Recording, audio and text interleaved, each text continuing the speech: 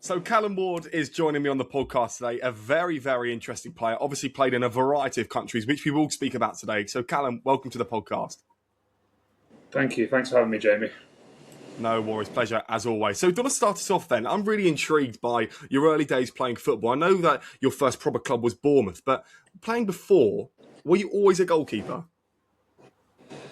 Basically, yeah. So basically, no one really wants to be a goalie when they grow up, but I was kind of got into it when I was really young. So when I was like 6, 7 years old, I obviously local team where I'm from played outfield, obviously like everyone else, and then from the story I hear, I just get the team are doing like a penalty shootout and no one wants to go in goal, and then I get chucked in and then basically save pretty much all of them. So it kind of started from there when I was like 6 or 7, and then I guess you just kind of grow a love for the position. Just don't mind throwing yourself in front of balls and throwing yourself all around on the floor. So that's how it kind of started, and then from there, just like got into like started getting coached, like go to goalkeeper sessions and stuff, and then just really enjoyed it. And then that's where it stemmed from, really. And then haven't really looked back since. And then you ended up at Bournemouth. Now, I know Bournemouth pretty well as a nice area to go and see, and I suppose you were probably living there at that time. So what's Bournemouth like as a place for you? Yeah, Bournemouth's all right. It's obviously, I'm not originally straight from Bournemouth. Yeah. I'm about half an hour further south in a place called Wareham. That's where I grew up, near to there. And obviously Bournemouth being like the main team around kind of that area, it's like the catchment. And then, yeah, when I was, that's where you get like trials and stuff because you're so local that if people like kind of see you when you're younger, that's where you go in and trial. And that's what happened to me. Yeah, Bournemouth, like growing up around it was really nice. I kind of wasn't always in Bournemouth until I got like scouted and stuff, but I was more like further south, which is even nicer to be fair, like Swanage, Wareham way. So yeah. And what was it like for you to get scouted? Because I've heard all sorts of stories. And what was your story about getting to Bournemouth? You're wrecking my memory here. So, like I said, I played locally, a team called Wareham Rangers. That was where I grew up. And then, obviously, as a young kid, was getting better and better as the years went on. And then I moved to Poole Town as a kid, a little bit older, like 9, 10 years old. And at the time, Poole Town was quite well affiliated with Bournemouth. Like, the coaches there were kind of had also coached at the Bournemouth Academy, and then some of the boys, some of the coaches kind of knew people in Bournemouth's academy, and then that's how that team at the time was really good as an age group. So like Poole Town had players going into Bournemouth all the time, and that was kind of like not a feeder club, but it kind of worked like that at times. And basically, when I was at Poole Town, continued to do really well. And then obviously with the affiliation and like people knowing people, they obviously you come and get watched and get people watching you. And then got invited to do some training and a trial. And then obviously, I think at the first trial, I didn't actually get in. And then after that, obviously went back to Poole Town and then carried on playing and was doing really well. And then got another trial a couple of years later, and then got in at age 11 or 12, I think it was. So yeah. Well, I've heard these stories quite a lot, especially here in Hertfordshire. There's Tottenham Hotspur have a lot of affiliate clubs with smaller teams. Were you nervous to go on trial? Because Bournemouth is like the biggest team in the area, but also up and down the country, people know the name Bournemouth. Yeah, it was different. It was a bit different back then when I was kind of trialing, because Bournemouth were almost like, I can't even remember if they were League One or Championship at the time. Mm. It was quite a few years ago. It was like 15, 16 years ago now. So Bournemouth, obviously, one of the clubs that really came through, like League Two, League One, Championship, Premier League. And obviously now everyone thinks of them as a Premier League team. But back then they weren't always that. It was, when I first went to trial and stuff, it was, I think it must have been League One, so the facilities weren't that great. They've only literally just now, obviously, the last year or two, got a proper Premier League style training ground. So when I was there, it was all kind of not bad, but it just wasn't how people would think of it from the outside of thinking Bournemouth. So we kind of didn't really have our own training ground. We kind of hire pitches and stuff. And then when I was obviously trialing, it was just like, just using like pitches that were local. So it wasn't anything special to say, but obviously now it is, being in the Premier League for a few years, and they've got quite a bit of money now. But when I was there, it was, especially at the start when I first joined, it was like League One, Championship at best. So yeah. And when you first get to a club, I suppose it's a battleground for. I mean, you're even in a harder position because obviously there's less goalkeepers, but they're all challenging for just one spot. So for you, what was it like to go into that a really highly competitive environment? Yeah, it wasn't easy. I think at the time, from what I remember, there was actually quite a few goalkeepers my age and around my age that were actually battling to. There was actually some really good goalkeepers around that time in my age group. Um, so to actually get scouted and get signed was an achievement and something I was obviously happy with. But you always, I remember actually training around. You always end up training with the same goalkeepers and stuff because that's your competition. So to actually get in was really good.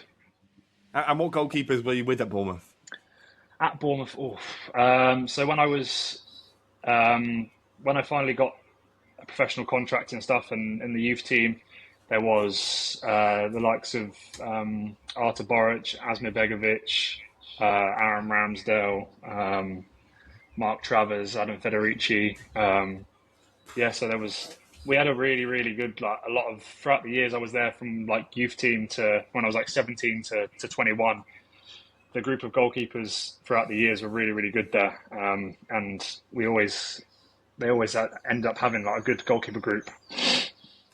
And you're right, they've all gone on to go and achieve their own unique but brilliant things at the same time. You ended up going out on loan to several different clubs in the lower down the pyramid. I suppose one loan might be all right, two loans maybe, but if you're constantly getting sent out on loan as a goalkeeper, how did that make you feel? Um, to be honest, I think the first couple of loans were, like you say, when you say getting sent on so many loans, you're probably thinking you're not wanted.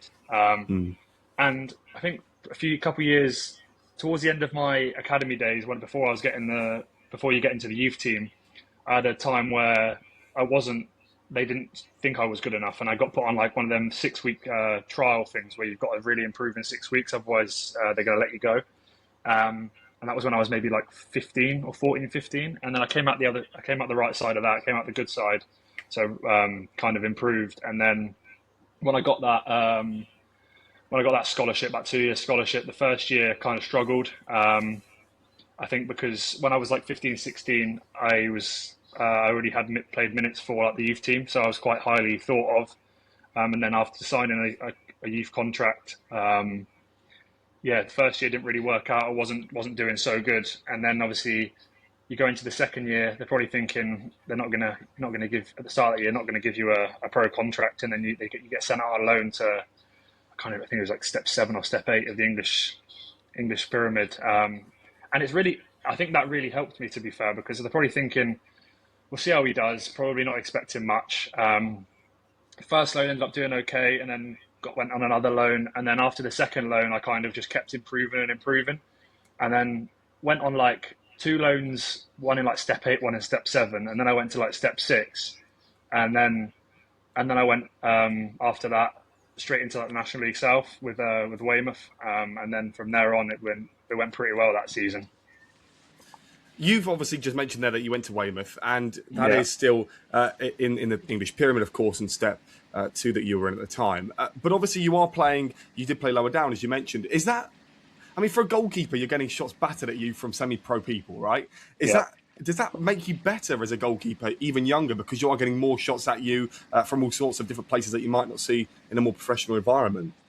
100%. I think that really helped me because I've done it myself. I think going out on loan is really, really helpful because it's so different to youth team football. Because obviously youth team football, it's not always about the scoreline, it's just about their performance. And that's what I did that for a year or so.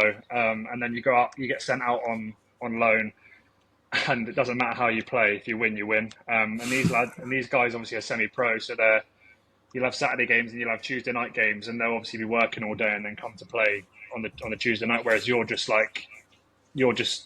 day off and then you turn up on the Tuesday night to play, and they don't care how they play. It's like if you win, you win, and they're not bothered about the performance. So I think that really did help me because it's men's football and it was physical and it's not more about the about the shooting. It's more the crosses and like the physicality side of it.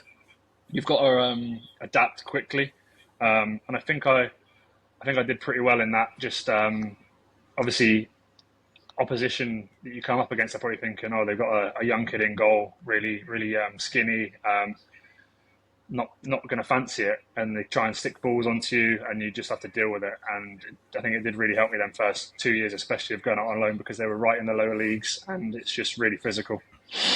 What was it like for you back then? So we're just going to jump a few years prior, when maybe university was on the cards, college, school. Did you do well in education, just in case football didn't become your first choice? I wouldn't say did well, but like I said, well, like, I haven't said this yet, but when you're in the academy and you're coming through, like all you're thinking about is football and school and football and school, and that was it. And obviously, when you're in school, you do go on day release, so you have a day a week where you go into football, and you miss school for a day. You have to obviously bring some schoolwork with you, but sometimes it always doesn't always get done, even though it's meant to, because then they have start having a go at you. But I. To, before I left school, obviously with exams and stuff, you have to pass a certain amount. So you just have to pass like, well, this is when I was there. I don't know what it's like now, but you have to just pass maths, English, and then maths and English language, and then obviously PE and stuff. So I did that fine, and everything else was a little bit like not great. So I literally just passed it by the bare minimum, and then that was fine to just to go straight into the youth team, because if you didn't pass, you'd have to carry on doing education while you're there. So yeah, I got a bit lucky with that. Well, you are, because I've spoken to some footballers who have ended up still being professionals, but they did a university degree, for example, because they were never sure if football was going to be their full-time profession. Weymouth came up, and it was a loan deal. And again, Weymouth is, am I right in saying it's down south? It is. It's on the south coast. And is it better than where you were before with Bournemouth and the town not far away? Yeah, it was better than my first 2 or 3 loans. Yeah, for sure. No, I'm talking about the area. Was the area nice? Oh, the area. Yeah, the area is nice because it actually gets quite a lot of tourists, Weymouth, because it's like right on the sea, and yeah, it's a really nice town, to be fair. And you going there on loan, what was it like? Do you remember your first few days and the first initiation into the club? Did you do like an initiation song? I actually didn't know. I've been quite lucky in my career. I haven't had to do many initiation songs, so I've done a few when I was like in the youth team and the 21s, but like going on loan, I got lucky and didn't really have to do many. But in the first few days, it was weird actually, because I think I got told by one of the coaches at Bournemouth that I was going on loan to Weymouth, and at the time, so I basically skipped a league out. So I'd done a loan in one league and then a step up to another league, and then I missed a league out and then went to Weymouth in the National League South. So it was like a 2-step league. So like obviously they obviously thought I was good enough to go into that league. And I remember, I think I played 1 or 2 pre-season games, but at the time it was a weird one because I was always training with Bournemouth, and then I'd go and play at the weekend with Weymouth. So the goalkeepers at Weymouth who were doing it all full time, and well, not full time, but working, and then that was all they had. I remember the first game of the season was Maidstone away. They'd just been relegated from the National League, so it was kind of a big game against one of the bigger clubs in the league at the time. And we didn't know who was starting the season, like me and the other goalkeeper. And then I remember he got told. Obviously, I believed I was going to play because you're going on loan and like, what you think you're just going to play. And I remember he got told literally when we got to the stadium, just like when we were looking out at the pitch, he got told that he wasn't playing. And I just thought, this is like, you feel bad because like, what can you do? Like, you've just come on loan like a few days before, and then he's obviously not playing when he probably thinks he's going to play. So that was like my first kind of involvement in that. And I remember we won the game 2-1, so it was a good start to the season. And it was again against one of the better teams in the league. But that Yeah. season was also full of ups and downs. Obviously, we'll speak about the final in a moment. But that season was plagued by COVID, and I Yep. suppose lower down the pyramid, it was so much harder because the Premier League was going ahead, but definitely down in Weymouth, no, it wasn't. So, what were you doing No. during COVID to keep you and the lads occupied?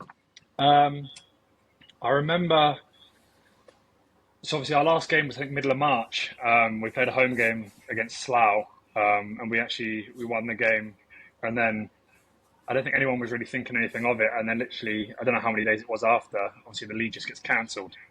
And then it was literally from like the middle of March until the end of like June, or it's either end of June or end of July. We're literally just off. Like obviously, you got to isolate and just be in your house. And I think COVID, I always think back to, was probably one of the best times for me because I think remember going into COVID, once that season got finished, I was probably a little bit at like not overweight, but I wasn't in the best shape possible. And then obviously the first couple of weeks, first month or so, you're obviously just doing nothing, and you're I was probably putting on weight. And then one of the boys in Weymouth was a PT, and he was doing like online like Instagram live sessions and stuff, just like workout sessions, and everyone in the team was just joining. And then we did like a month or 2 months of that, and I remember getting into really good shape, and then felt really good. And I was going down the local Astro like with my brother, just playing football and just doing all we could to just keep fit. And it was a really like fun time actually, even though COVID was really bad. But like to keep yourself busy and just playing football and doing what we did was really good. And I came back towards the end of like when COVID was kind of cooling down a bit in that start of July maybe. A couple of coaches at Bournemouth started putting on some sessions at one of the local Astros, and we were just going down there to get our like sharpness back, goalkeeper sessions, and it was really good. And I remember the weather at that time was unbelievable that summer, wasn't it? Like every day was just sun. So it was so good, and I ended up coming back to the playoff semi-final, and I was in really good shape, and it was really good. Well, I was thinking that you were probably gonna slate COVID for being like a negative time, because I know for some people certainly it was a harder time than probably you can imagine. I suppose if someone said to you now you can have 6 months off, you'd be like, wow, well, thank you very much. But obviously for some people it's harder. But when you did first get back into the swing of things, and you obviously try to steer clear of the sugary crap that people do eat, and try and get back on the fitness path, I suppose it'd be harder doing that because you don't see the fixtures until later on. The fixtures you never knew, knowing if football was going to come back.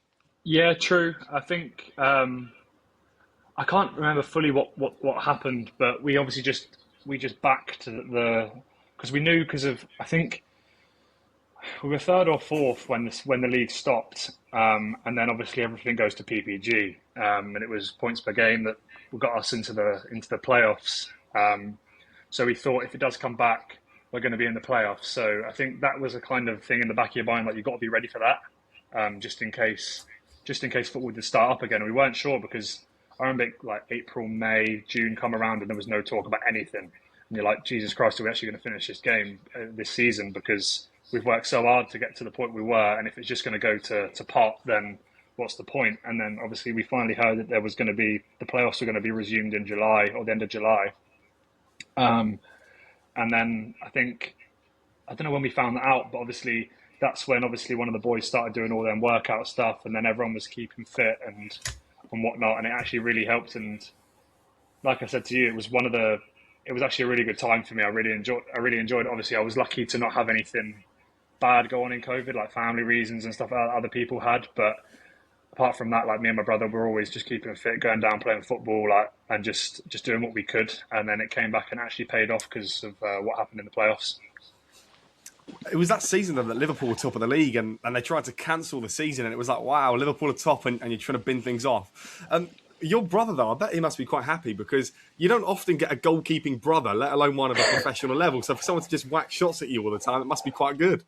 It was good, to be fair. I think he did enjoy it. We'd always, like, even before like COVID, when we were younger, we'd go down the park, and like he'd always he'd always like want to take shots and stuff. And to be fair, he went through a stage of wanting to be a goalkeeper as well, probably because I was. And he went to like the same sessions, the same coaching sessions I went to, just as for a year or so, to because you just get these rush of blood in your head. And he was probably like, I want to be a goalie now because he's a goalie. And then obviously it didn't fully work out. But then, to be fair, roles would reverse sometimes. We'd go down and then he'd be in goal and I'd be shooting at him. So it's like, it was good fun. It sounds it. Could you talk to me then about that playoff run? Obviously, you did win eventually, but there are some really big teams in that league. You mentioned Maidstone, Slough are huge, Dorking Wanderers, who obviously you beat in the semi. So that run, sort of back into the swing of things, what was that like for you guys? Yeah, it was interesting, to be fair. And it was good because we obviously, I think we were third, and we go straight into the semi-finals, and then there was games to be played beforehand. And I think during the season we'd had tough times against the likes of the teams in the quarterfinals, so like Havant and Waterlooville, and other teams like that. And they obviously had to play Dartford in the quarterfinals and the winner would play against us, or not the winner, but they'd end up getting through. And I think I remember Havant lost, and we were all like, okay, like, we've got a chance here, because Havant were the team that I don't think we'd beaten in the season.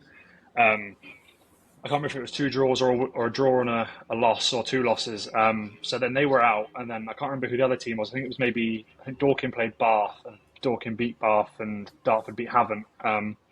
So then we played against Dorking, massive team. Obviously, they're even bigger now because of what's going on social media and stuff, but they weren't as big back then. Same manager, but just weren't as known.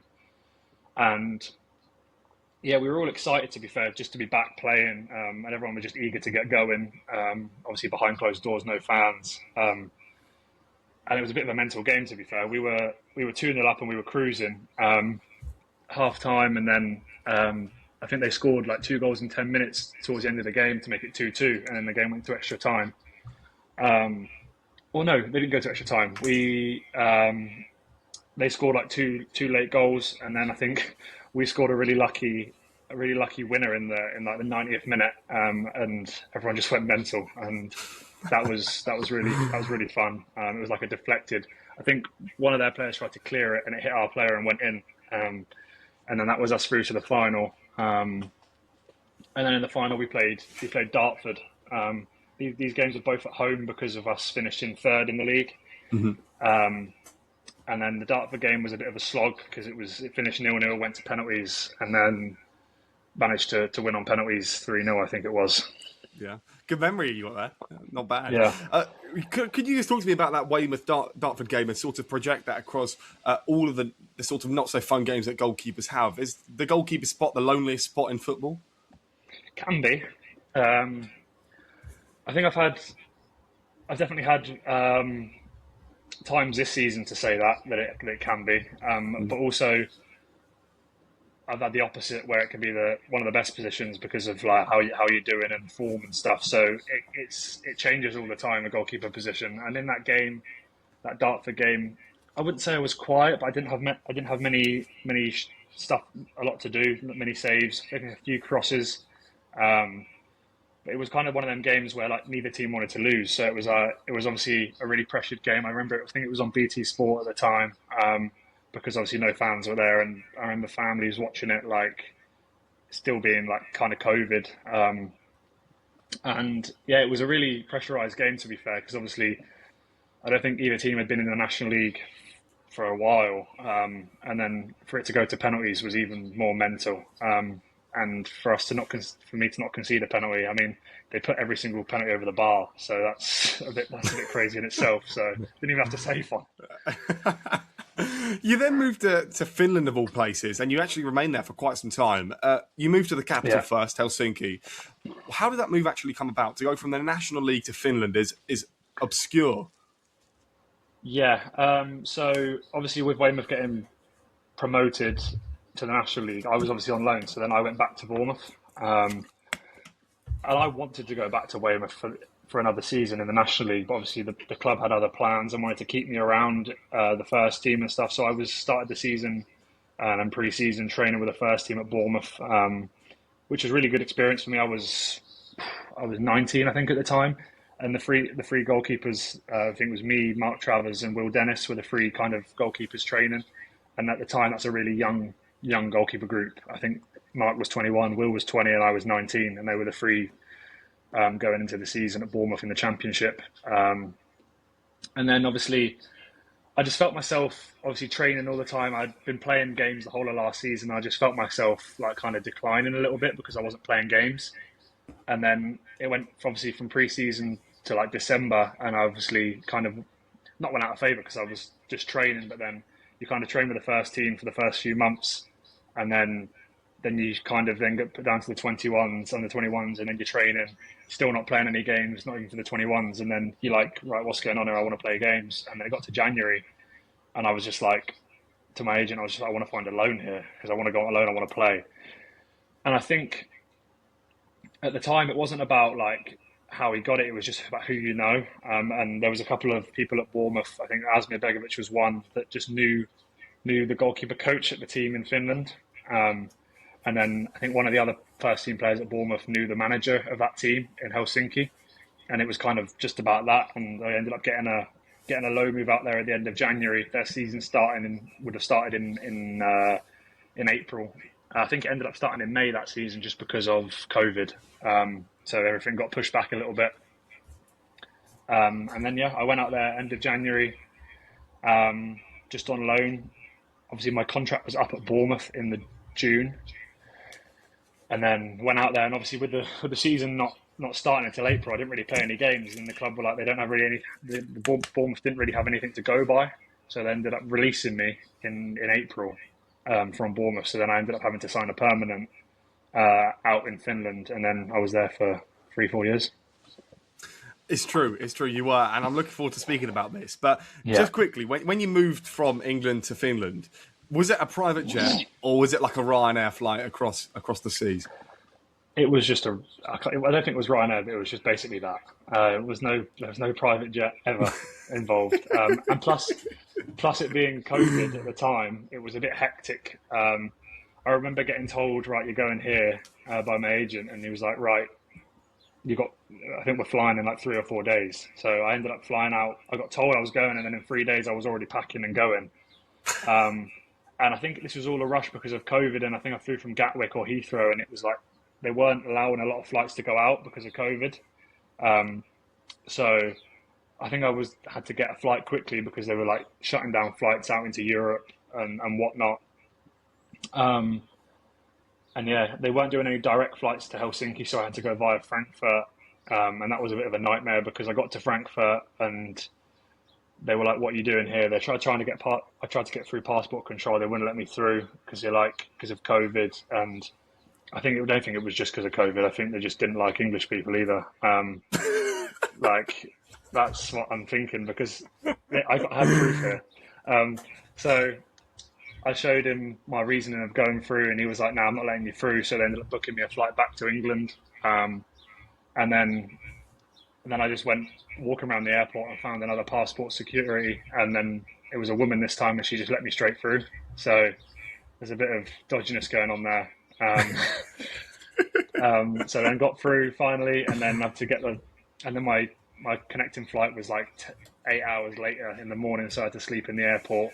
This is me being like a 20-year-old kid leaving home for the first time, so I wasn't exactly prepared for this, and it was quite a nerve-wracking time just being in an airport on my own for 8 hours trying to sleep on airport benches, waiting to go to a new country. And I've heard some of these stories before. I know one manager who was the Udinese manager signed, and he was taking a flight from Ryanair, and he was one of 2 people on the plane, of 2 people on a Ryanair flight. That's insane, Wow, isn't it? That's mental, yeah. That's basically a private jet in the skies, just with Ryanair branding all over it.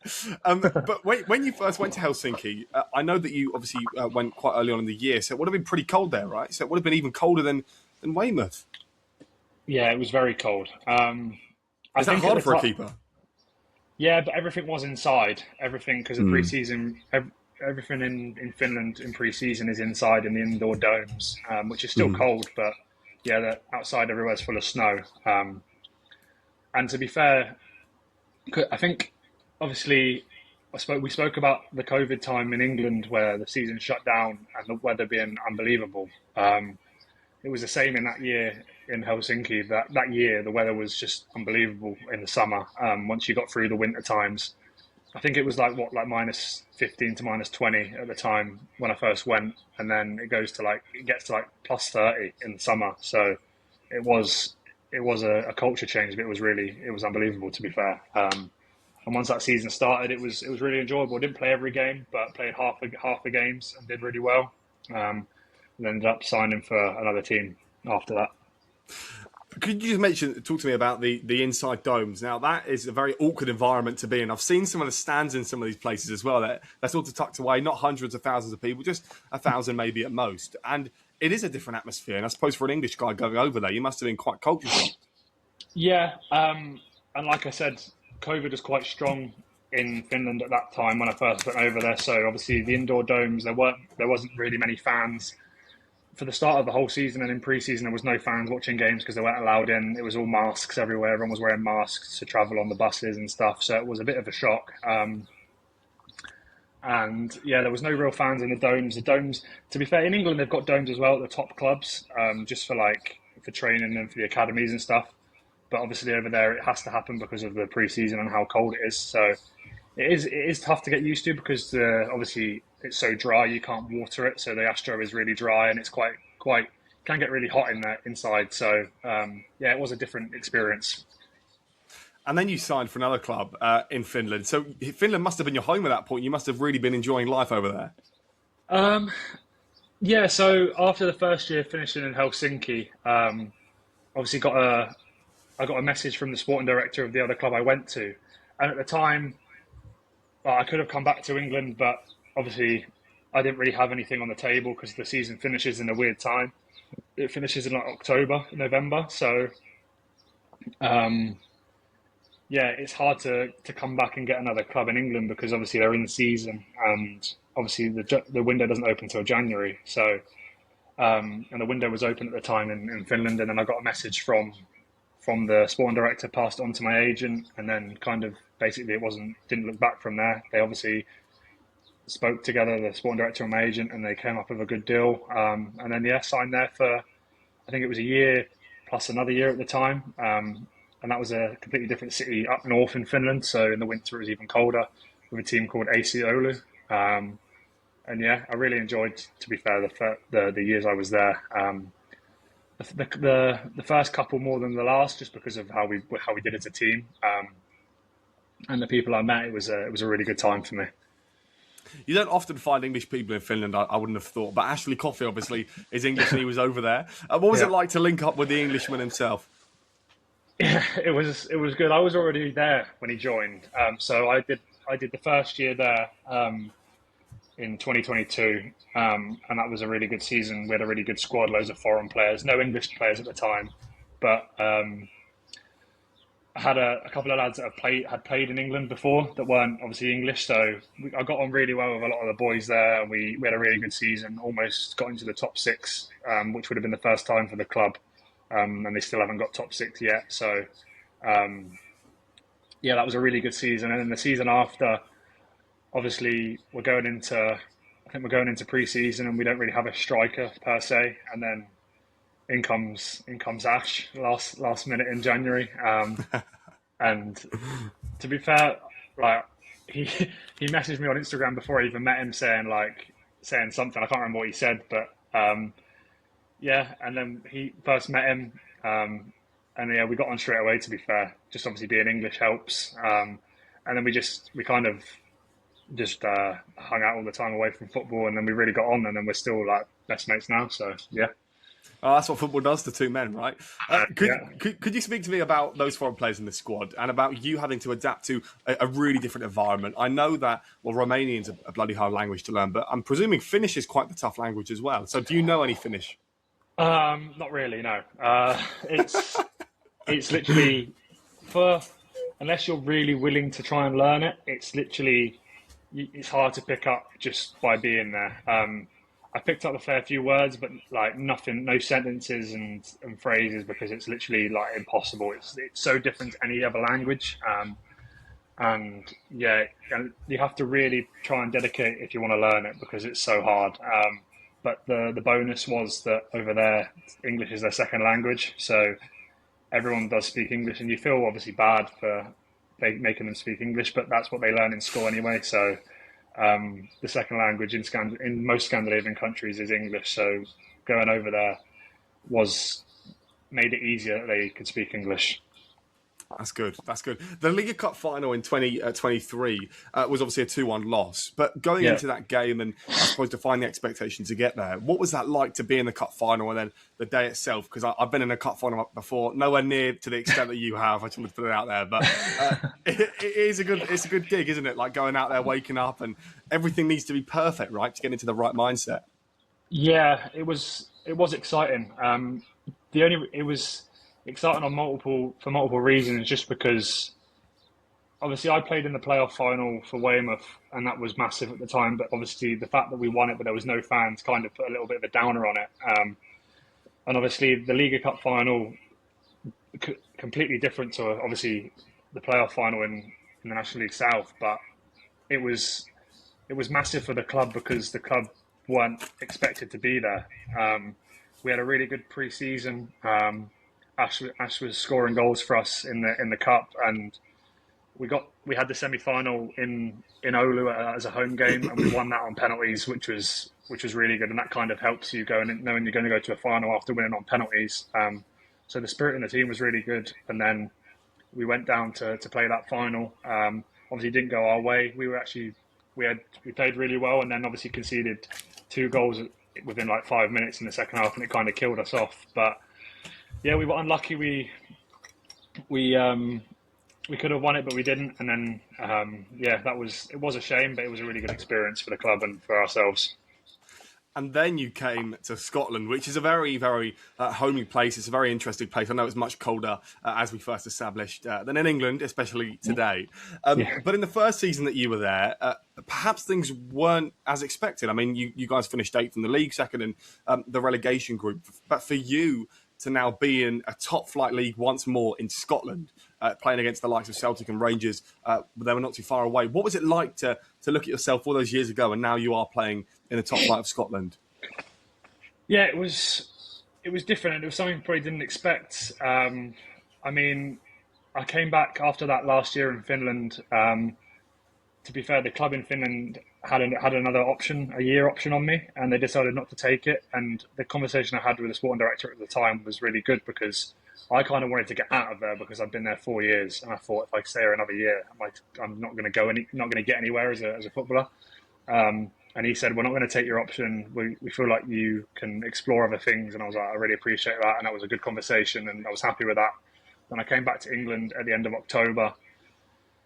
And then I was just doing my own bits, just try and train, keep fit, and obviously wait until that January window because unless obviously you are a free agent at the time, so you can go in if there's emergencies and stuff, but basically just having to wait for that January window. And I was quite lucky, to be fair, because my old goalkeeper coach at Bournemouth was the first team goalkeeper coach at Portsmouth, and he was really good for me because he let me come in and train with Portsmouth first team, and that kind of kept me ticking over and kept me fit as a goalkeeper and kept the sharpness for a few months. So for like November, December time, I was in training with Portsmouth in a really good environment, League One environment, and it was really good. It really kept me in good stead for when I did sign for Motherwell, and that happened at the end of January, which kind of came out of nowhere.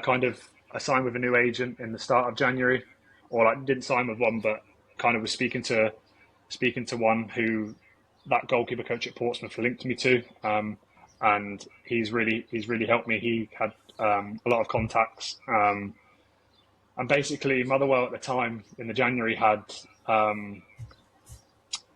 goalkeeper crisis.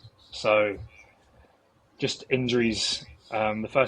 The first choice goalie broke his thumb or his finger, and then they signed another guy who then basically did the same injury within a couple of weeks, and then they had to sign another one on loan. So they had one on loan, and then they had a young lad, and then they needed another goalie. So that's when I got signed to be like second choice, just to sit on the bench and try and push the goalkeeper that was playing.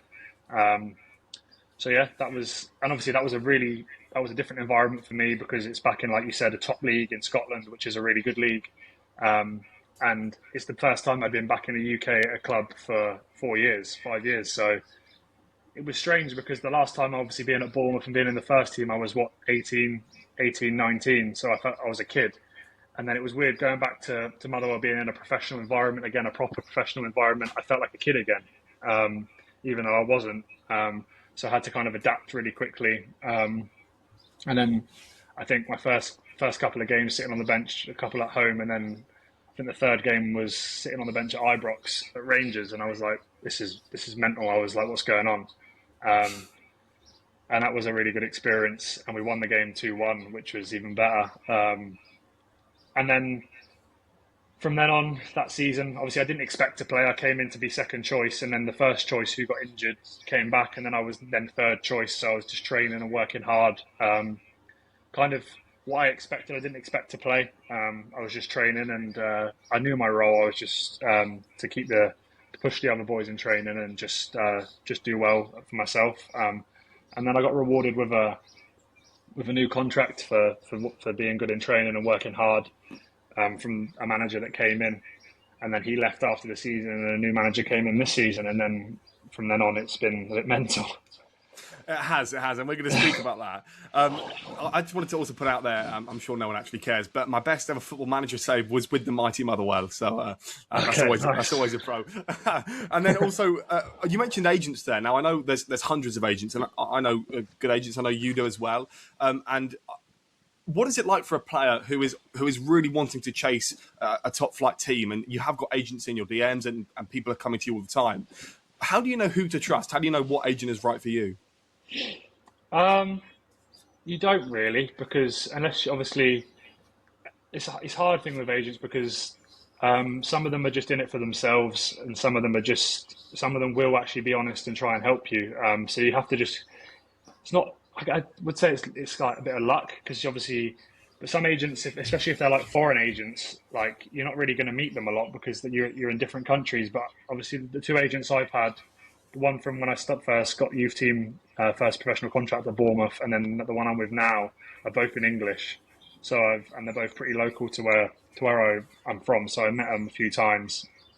But it's hard ones with agents because some of them are just in it for themselves and for the money, and some of them actually want to help you. So you have to kind of try and read it well. And I've been quite lucky with my current agent now that he's really good. Got a lot of contacts in the UK and in Europe, and he's a really nice guy. And it's working really well.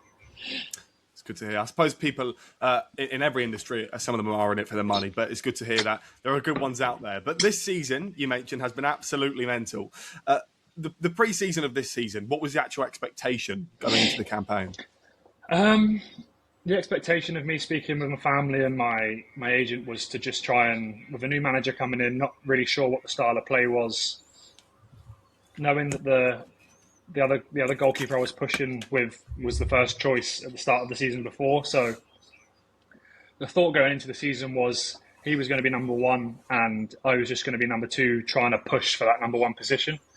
And it got into pre-season with a new manager, and then he got across his style of play of he wants to play really like dominant possession-based football, which includes the goalkeeper in that. So the goalkeeper does get involved with the build-up and playing out from the back, which is something I had a bit of history from being in Finland because it's a little bit like that, and being at Bournemouth, like coming through the academy, they do try and play out. And then this was just another level, just kind of playing more of a sweeper and like a centre-back at times this season. So it's been a change, but it's been something I've been really enjoying. But like I said, in that pre-season, trying to just push for that number one position. And then the other goalkeeper got injured again in pre-season, which benefited me at the time. It's obviously not the way you want to get into the team, but with someone else getting injured, you want to kind of work hard for it and play well. But obviously, then that's when my opportunity came in pre-season, in the pre-season games. And it was a slow start in pre-season and the start of the season. Had a few wobbles here and there. And then after a couple of months into the season, kind of settled down a bit, got some confidence. yeah, and they never really looked back, to be honest. I mentioned at the start that obviously there's several goalkeepers who are challenging for one position. From all the clubs that you've been at, what is the chemistry like between the goalkeepers? Because you mentioned there as well that you're working and training with them and your aim is to motivate them and boost them on. But obviously you are all wanting to play football and challenge for the same position. Yeah, of course. I think goalkeepers, obviously, outfield players will say the goalkeepers are always quite strange and they're like one of a kind because we're always like training on our own. But I'm not one to try and make it what's the word? Like I'm not trying to make it awkward in a goalkeeper environment because that's when it just gets a bit that's when it gets rough when like one goalkeeper wants to play and he's not playing and then he kind of like he's just not good around the place because he's not playing. So that's not something that I'd do or I'd want if I was in a goalkeeper group training because it just makes training worse and whatnot. But I've never really had that, to be fair. Every environment I've been in, all the lads have been class. The goalkeeper boys have been class that I've been with. So and that's the same this year. And when I came into Motherwell last year, we've all got on really well. And yeah, it's never been a problem. Is there something that goalkeepers have in common? Now, again, during my time as a mighty professional footballer, a lot of them seem to like cricket, which is quite something. I must be different then. Okay. I don't mind cricket, but it's not something I'm fully interested in. I'm more of a golf guy to myself. Okay, that's good because cricket's I'm not a fan of it, to be fair. I'm only really a fan of this sport, but Yeah. maybe. Well, someone told me that maybe it's because of the hand coordination in cricket. But who knows? The first game of the campaign was against Rangers, and I suppose you weren't really expecting to get up any sort of points, but to get a point against them on the first game of the season is mind blowing, I suppose, for you to come all the way from Finland and to do that. Yeah, it was a bit of pressure going into that game. Obviously, with the pre-season games, we hadn't been great. Well, we've been all right, but it's obviously adapting to a new style of play that the manager wants, and obviously people were looking, thinking this isn't going to work and whatnot. And then I had a little niggle in pre-season with my quad, which I wasn't sure if I was going to make the first game of the season, but it ended up being all right, and I looked after myself and managed to play that, and then obviously had my parents up for that first game of the season, which was a good experience for them, and they were proud to see me obviously walk out, and walking out was a bit mental because it was obviously full stadium. Obviously the Rangers fans get the whole end of one of the ends, and it was a mad experience being first game of the season. Yeah, it was something I had to get used to quick. It took me about 5 minutes for it to calm down because it's like just nerve wracking and the pressure and just adrenaline. But yeah, it was a really good result for us. Obviously, we actually could have won the game because we were the better team on the day. We just couldn't take our chances. And yeah, that was a really good experience. I spoke to someone who was on the bench for against Fenerbahce in the Europa League, and he said that the first choice keeper was saying that when you're in an atmosphere, I suppose like at Ibrox, it's weird. You can hear your teammates, you can hear the shouting, and the atmosphere just you zone out of it. Is that true, or could you not hear anything? To be fair, like that first game was a home game, so it wasn't at Ibrox. But obviously, playing at Ibrox after that, like Yeah. it is hard to hear things. But like when the stadium's getting up, but during the game when you're like involved and stuff, you actually don't hear much. You just zone. It's true. You just zone out. You just don't. You just focus on the game. But you do realise if the other team is getting up and the crowd are getting them up, you do hear it, and you've just got to try and stay calm and not do anything silly. Yeah, I mean, the adrenaline again gets you, I suppose. The seventh game into the season was really interesting. It was a 2-3 loss against Celtic. But what was really interesting is obviously it was a 92-minute concession.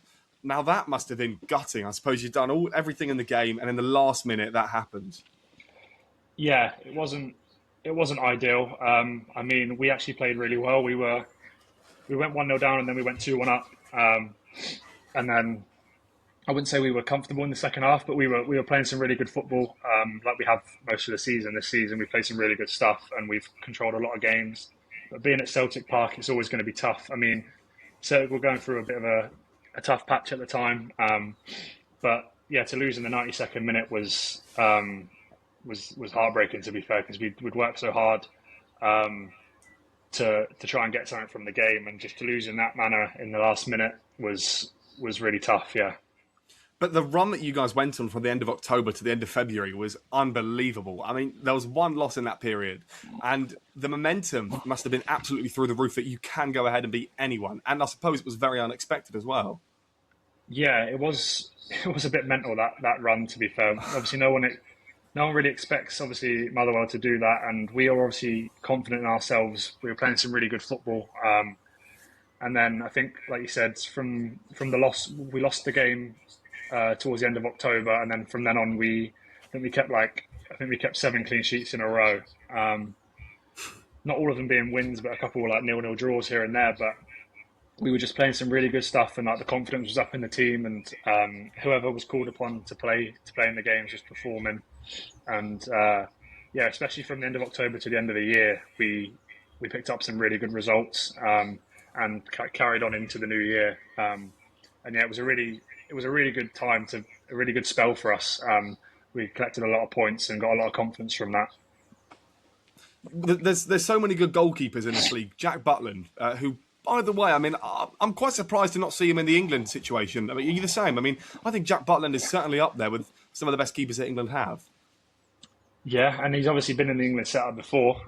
It's hard to say. Well, I'm not sure if being up in Scotland and being his age maybe doesn't work to his advantage. I don't know if he gets noticed being up. Obviously, they'll obviously know he's up here, but I don't know if they consider it a good enough league to play in to then be selected for England, when we've also got quite a lot of other good goalkeepers playing in the Premier League. So I think it's probably one of them to do. He's obviously not old, but like just the league he probably plays in, and how long he's been up here probably does him a disadvantage maybe. But yeah, he's a really good goalkeeper, and he's had a really good season this year, to be fair. I mean, you've got to give yourself some credit as well. You have the most clean sheets in the league, 17, above Kasper Schmeichel, above Jack Butland, above every other keeper in the league. How does that feel? I mean, obviously there's still some games to go, but it looks like that could be yours, that Golden Glove. Yeah, it is a bit surreal. Obviously, I get reminded here and there what it is. I just try and ignore it. Not ignore it, but obviously, you've got it. And it's like I said to you, it's been a bit of a crazy season, a mental season. I didn't expect from the first 6 games when we drew first. I think we drew our first 6 games. Didn't expect to then go on and keep 7 clean sheets in a row, and then 17 in total to this point. So it's been a bit mental. But it's something it's been really good, and it's been really good to be a part of. But yeah, obviously it'd be nice to keep going and maybe add one or two more, or just try and hold out for that Golden Glove, like you said. But it's not something I'm really thinking of. We've just got as a team, we've obviously had a little bit of a rough patch the last 3 or 4 games. So we just got to try and get back to our best and finish the season strong. And you guys could really finish the season strong. I mean, Europe could be on the cards next season. Isn't that something that the squad is talking about, or are you guys trying to block that one out? Obviously, we don't really talk about the Europe side of it, but obviously we've been 4th for quite a while now, and obviously we know 4th will get us Europe. But just actually the position 4th is what we're obviously looking for, because we've been there for so long, and now we've got Hibs on our tails, 3 points behind. So with the last 4 games not only picking up a point, we just need to kind of start getting back on track and trying to get a win or two to get back to winning ways, and try and solidify that 4th position, or even if we can get back on track and get confidence, try and push for 3rd maybe. Well, exactly, because Celtic haven't been at their best this season. They've certainly had blips in the last few games. This season in the Scottish Premiership has been very, very interesting, obviously with Hearts being the top dogs. Who do you think wins the Scottish Premiership? It's hard to say. I think I probably got asked that a few weeks ago, and I think I would have said you'd think Hearts would win it. But obviously, everything changes week by week. It looks at the moment like Rangers will be favourites possibly, just for the form they're in, and like the confidence they've got as a squad. So it's hard to say. I think it will be between Rangers and Hearts, but it's really hard to call. If I had to say one, I think maybe Rangers might edge it, but you never know, because everyone plays against each other in the split, so anything can happen.